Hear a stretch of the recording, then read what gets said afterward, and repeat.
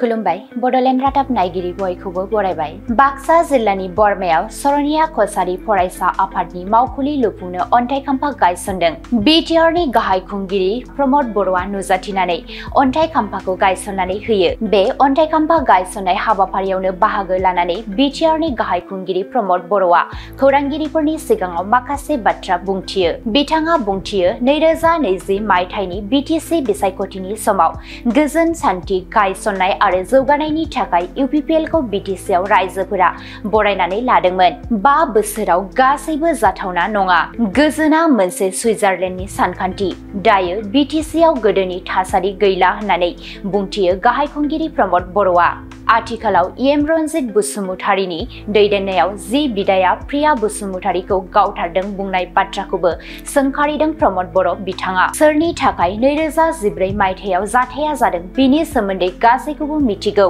बेयाव राजखान्थिनि खैसारि दं होननानै बुंथिदों प्रमद बर'आ प्रिया बसुमतारील' नङा गासैबो न्याय मोननांगौ होननानै गोख्रों रावजों बुंथियो गाहाय खुंगिरि प्रमद बर'आ गुबुन फारसेथिं फैगौ बिटिसि बिसायख'थिनि थाखाय मोन 40 बियाबनि थाखाय बिजाथि फोसावनो थाखाय थागथियारि जानानै दंसै हाग्रामा महिलारिया थांनाय 5 बोसोराव खनसेबो काउन्सिलाव फैयासै हाग्रामा बादि प्रमद बर'आ गिख' नङा सोंखारिलायनाया राजखान्थिनि बिबान नङा होननानै खौरांगिरिफोरनि सिगाङाव बुंथियो बिटिआरनि गाहाय खुंगिरि प्रमद बर'आ सरनिया कछारी ছাত্র সন্থা যোৱা 4 দিন আগত 3 দিন আগত মই মছলপুৰলৈ আহিছিলো তেখেতসকলে লগ কৰি ইয়াত কাৰ্যালয় নিৰ্মাণ কৰাৰ কাৰণে এটা এপ্লিকেশন দিছিলে আৰু আজি তেখেতসকলে আধাৰশিলাও স্থাপন কৰিলে গতিকে মই তেখেতসকলৰ তাত চাবলৈ আহিলো ঠাইডোখৰ আৰু আধাৰশিলাও স্থাপন কৰা হ'ল মই আশা ৰাখিছো ইয়াত যিটো অফিচ নিৰ্মাণ হ'ব ইয়াৰ দ্বাৰা অকল ষ্টুডেণ্ট ইউনিয়নৰে নহয় এই অঞ্চলৰ ছাত্ৰ ছাত্ৰীৰ কাৰণে এটা স্কিল ডেভেলপমেন্ট চেণ্টাৰো মই ইয়াত কৰিবলৈ দিছো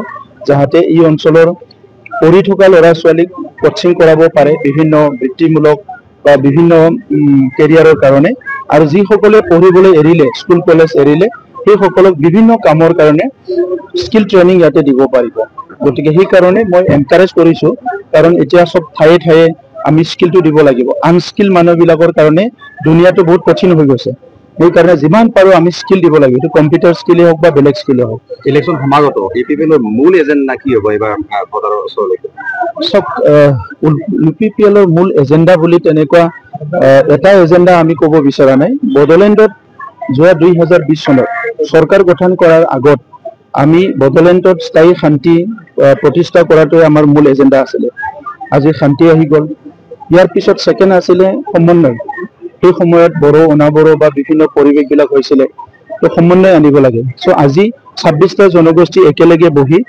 এই অঞ্চলৰ উন্নয়নৰ কাৰণে নিজৰ নিজৰ জনগোষ্ঠীৰ উন্নয়নৰ কাৰণে কথা পাতিব পৰা পৰিৱেশ হৈ গল গতিকে এই পৰিৱেশটো আমি দেখিলো যে কৰিব বিচাৰিলে কোনবাই কৰিব পাৰে কৰিব নিবিচাৰিলে এটো 50 বছৰলৈকে গুছি যাব আমি 5 বছৰত কৰিব পাৰিলো কাৰণ আমাৰ এটা মন আছিল যে ইয়াত আমাৰ দাদা ভাইৰ মাজত কাজিয়াটো বন্ধ কৰিব লাগে আৰু সমাজখন আগুৱাই নিব লাগে 3 নম্বৰ আছিল নিৰাপত্তা 5টা 6টা হলি ইয়াৰ ৰাতি হলে উলাবলৈ ভয় কৰা এটা ফিয়াৰ সাইকোসিস মানুহবিলাকৰ এটা ট্ৰমা এটা সোমাই গৈছিল তো তাৰ পৰা আজি উদ্ধাৰ কৰিলো যে এতিয়া অন্তত 12টা এটা হলিও কিবা কাম থাকিলে ওলাই যাবলৈ ভয় নকৰে সো সিকিউৰ ফিল কৰা নিজৰ ঘৰত নিজৰ গাঁৱত নিজৰ অঞ্চলত সবে এটা নিৰাপদ অনুভৱ কৰে ইয়াৰ পিছত আহিব উন্নয়নৰ কাম ক'ত হৈছে ক'ত হোৱা নাই খেতি পথাৰ কি হৈ আছে ইৰিগেশ্যন কি হৈ আছে শিক্ষাটো কি হৈ আছে হেলথ সেক্টৰটো কি হৈ আছে যুৱ যুৱতীৰ কাৰণে কি কাম চলি আছে দৰিদ্ৰ মানুহৰ কাৰণে কি চলি আছে এই গোটেই বিষয়বিলাক আমি অৰ্গানাইজ কৰিলো আজি আমাৰ ভিপিআৰবি প্ৰগ্ৰাম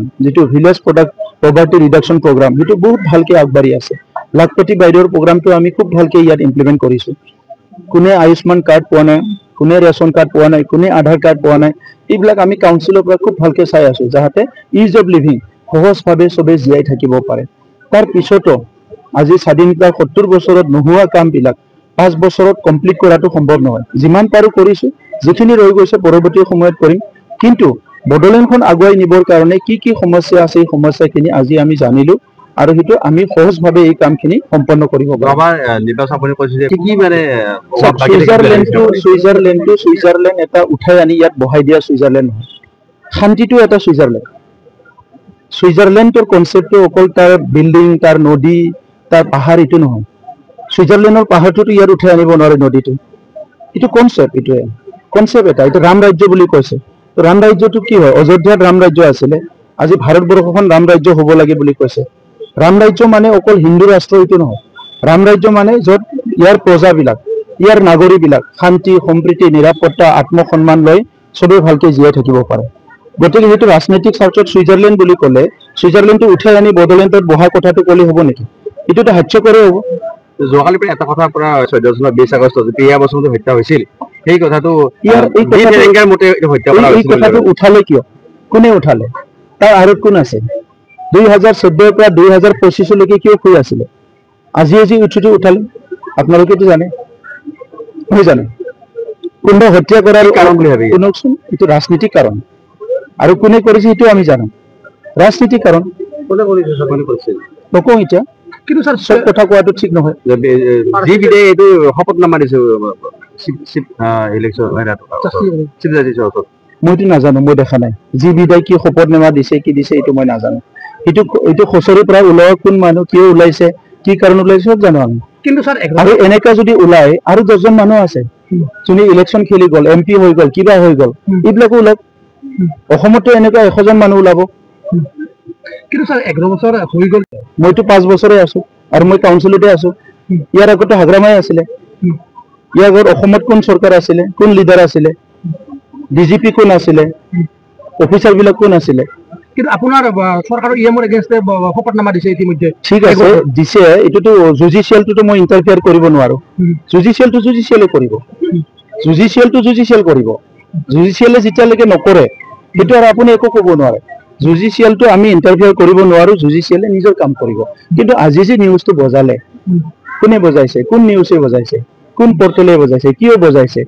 2014 পৰা ইমান কিয় শুই আছিল? আজি যে তাৰ মাক দেউতাকে ন্যায় পোৱা নাই বুলি যে ইমান দৰ্দি হৈ গ'ল, কিহৰ কাৰণে? কিন্তু আপুনি ন্যায় পোৱাটো বিচাৰেনে? চবে ন্যায় পাব লাগিব, 100% ন্যায় পাব লাগিব। কোনে ন্যায় পাব নালাগে? আজি আন্দোলনৰ সময়ত যি মানুহখিনি হত্যা হৈছে, 5000 মানুহ বড়োলেণ্ডৰ আন্দোলনৰ হত্যা হৈছে, এই মানুহখিনি ন্যায় পাব লাগিব। অসম আন্দোলনত যদি কোনোবা হত্যা হৈছে, সেই মানুহ ন্যায় পাব লাগিব। ন্যায় কিয় নাপাব? চবেই ন্যায় পাব লাগিব। 2008-9-10 বড়োলেণ্ডৰ ভাতৃ-কাতি সংঘৰ্ষত 100তকৈ বেছি মানুহ মৰিছে, সেই মানুহখিনি ন্যায় পাব লাগিব।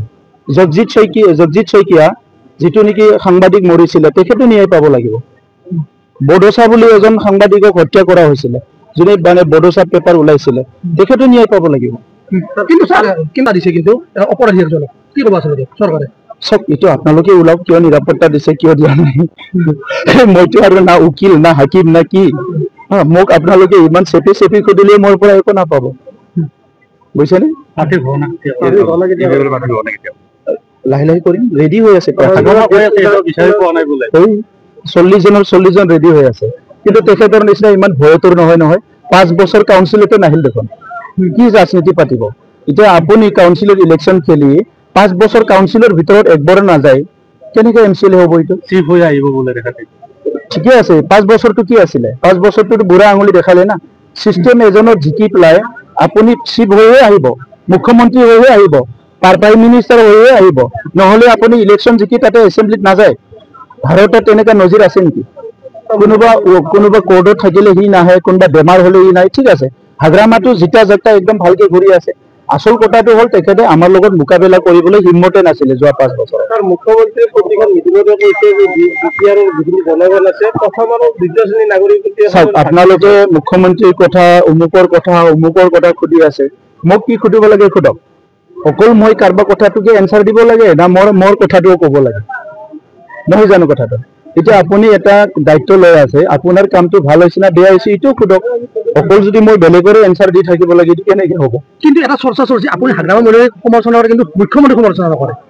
সমালোচনাটো কৰাটোৱে আমাৰ ৰাজনীতি একমাত্ৰ দায়িত্ব নহয়। মই হাগ্ৰামা মহিলাৰকো নকৰোঁ, তাক দাদা বুলি কওঁ মই। আপোনালোকে দেখিছে, মইতো তাক শ্ৰদ্ধা কৰোঁ, সি মোক নকৰে, কিন্তু মই একো মানুহ হিচাপে মই তেখেতক শ্ৰদ্ধা কৰোঁ। কিন্তু ছাৰ, নেক্সট যদি আপোনাৰ চৰকাৰ গঠন কৰে, তেতিয়া প্ৰিয়া বসুমতাৰীৰ পিতৃ মাতৃক ন্যায় দিব আপুনি চেষ্টা কৰিবনে? লাফিকুল হত্যাৰ ন্যায় পাইছে? ক'ত আছে লাফিকুল হত্যাকাৰীবিলাক? ক'ত লুকাই আছে?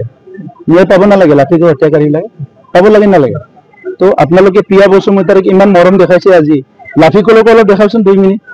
আৰু বেলেগ হত্যাবিলাক বড়োলেণ্ডতো আৰু এনেকুৱা বহুত হত্যা আছে, মই আপোনালোকক গোটেই লিষ্ট দিব পাৰোঁ, অগণন লিষ্ট দিব পাৰোঁ। মই কৈছোঁ, জগজিৎ শইকীয়াৰ হত্যাকাৰী ক'ত লুকাই আছে?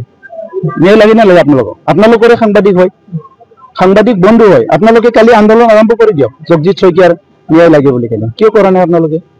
কোনোবাই বনাই দিব ৰাজনীতিক টপলাটো, সিটোকে থ্ৰ কৰি থাকিব, সেইটো নহয়। নিজেও অলপ জাজ কৰক, সমাজখন এটা সঠিক পথত আগবাঢ়ি নিব লাগিব। ইয়াত কোনোবা হাগ্ৰামাই দুটা কথা কৈছে, প্ৰমোদ বৰাই দুটা কৈছে, সিখন ইটো দি সমাজ নহয়। সমাজখনক আগুৱাই নিব লাগিলে ন্যায় অন্যায়টো প্ৰতিষ্ঠা কৰিব লাগিব, কোনটো ন্যায় কোনটো অন্যায়। কোনোবা এটা ইস্যু ওলাই দিব, সিটোকে যদি চানচানি নিউজ কৰে। আপোনালোকে 10 বছৰ সাংবাদিকতা কৰিলে, বড়োলেণ্ডখন কোনফালে গতি কৰি আছে, 15 বছৰ সাংবাদিকতা কৰিলে কোনফালে গতি কৰে, এই বিষয়টো চাওক। এনে মোৰ পৰা দুটা কথা ওলাই এইটো চানচানি নিউজ কৰিব, বজাব, হাগ্ৰামা আহিলে দুটা কথা কৈ দিব, মুখ্যমন্ত্ৰীক দুটা কথা কৈ দিব, এনেকে কিয় যাই থাকে? এটা ডাইৰেকশ্যন লওকচোন আপোনালোকে। ইলেকশ্যন আগত আৰু কোন ডিপাৰ্টমেণ্টত এপইণ্টমেণ্ট হ'ব? এপইণ্টমেণ্ট আমি চবতো দিবলৈ চেষ্টা কৰি আছো, আৰু মেক্সিমাম লেভেলত আমি কাম কৰি আছো। যদি হৈ যায় চব এপইণ্টমেণ্ট দি দিম।